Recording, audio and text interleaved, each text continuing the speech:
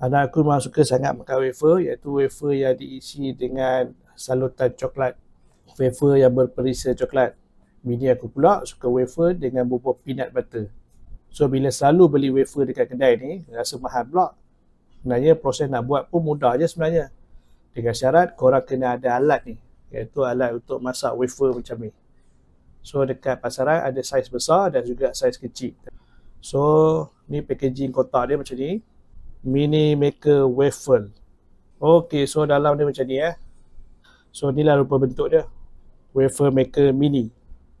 Okay, plug dia guna macam ni. Okey, paparan atas dia macam ni. Tepi dia macam ni. Belakang dia macam ni. Depan dia macam ni sekeliling dia macam ni. Okey, jom kita buka tengok. Ni aku rasa mati lampu ni.